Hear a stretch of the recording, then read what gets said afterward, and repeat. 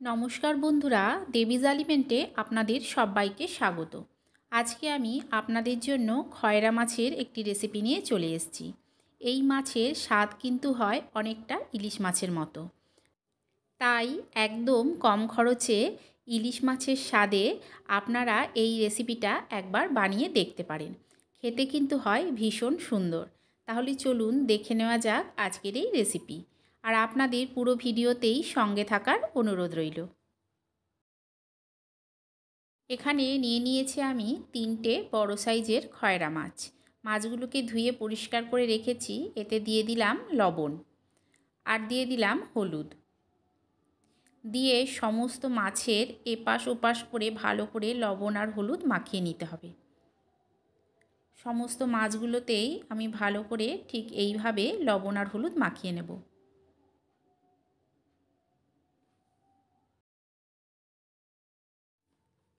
দেখুন, সমস্ত মাছগুলোর গায়ে আমি লবণ আর হলুদ মাখিয়ে নিয়েছি।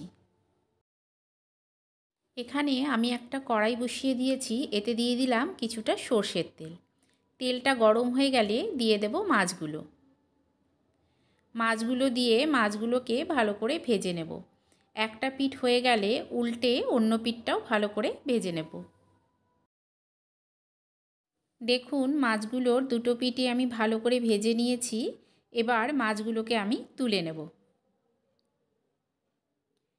মাছগুলো তুলে নিয়ে ওই তেলেই আমি আরও একটা মাছ একইভাবে ভেজে নেব। এই মাছটাও আমি ভেজে নিয়েছি। এবার এটাও আমি তুলে নেব। মাছগুলোকে ভেজে তুলে ওই তেলেই দিয়ে দিলাম লম্বা লম্বা টুকরো করে কেটে নেওয়া বেগুন। বেগুনগুলো দিয়ে দিলাম অল্প লবণ আর দিয়ে দেবো অল্প হলুদ। দিয়ে লবণ আর হলুদ দিয়ে বেগুনগুলোকে একটু ভালো করে ভেজে নেব। দেখুন, বেগুনগুলো আমি ভেজে নিয়েছি। ঠিক এই রকম লাল লাল করে বেগুনগুলোকে ভেজে নিতে হবে। বেগুনগুলো আমার ভাজা হয়ে গেছে। এবার এগুলোকেও আমি তুলে নেব। বেগুনগুলো তুলে নিয়ে ফোড়নে দিয়ে দিলাম কালো জিরে আর দুটো চিড়ে নেওয়া কাঁচা লঙ্কা। এরপর ফোড়নটাকে কয়েক সেকেন্ড একটু ভেজে নেব। ফোড়ন থেকে একটা সুন্দর গন্ধ বেরোতে শুরু করলে দিয়ে দেবো 1 চামচ জিরে গুঁড়ো, হাফ চামচ হলুদ গুঁড়ো, 1 চামচ লঙ্কার গুঁড়ো, দিয়ে দেব অল্প জল। জল দিলে কি হবে, মশলাটা পুড়বে না। দিয়ে ভালো করে মশলাটাকে কষিয়ে নেব। আপনাদের যদি এই রেসিপিটা ভালো লেগে থাকে তাহলে লাইক করে দেবেন এবং আমার চ্যানেলকে সাবস্ক্রাইব করে দিয়ে পাশে থাকা বেল আইকনটা অবশ্যই প্রেস করে দেবেন, যাতে নতুন কোনো ভিডিও দিলেই সবার আগে আপনার কাছে পৌঁছে যায়। দেখুন, মশলাটাকে আমি ভালো করে কষিয়ে নিয়েছি। এখন এতে দিয়ে দেব আমি জল। আপনারা যতটুকু ঝোল খাবেন সেই অনুযায়ী জল দেবেন।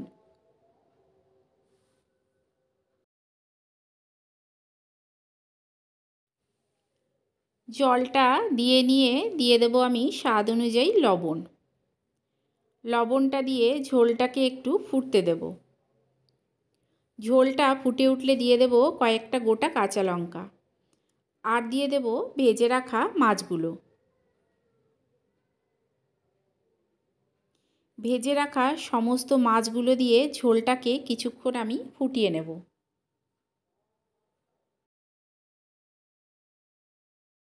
মাছ দিয়ে ঝোলটাকে কিছুক্ষণ ফুটিয়ে দিয়ে দিলাম ভেজে রাখা বেগুনগুলো।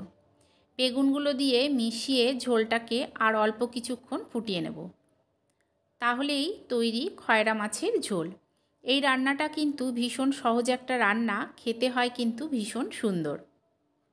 তৈরি হয়ে গেছে আমার এই মাছের ঝোল। আপনারা অবশ্যই একবার এইভাবে বানিয়ে খাবেন আর কেমন লাগলো আমাকে কমেন্ট করে জানাবেন। তাহলে চলুন, দেখা হবে আরও একটা নতুন ভিডিও নিয়ে।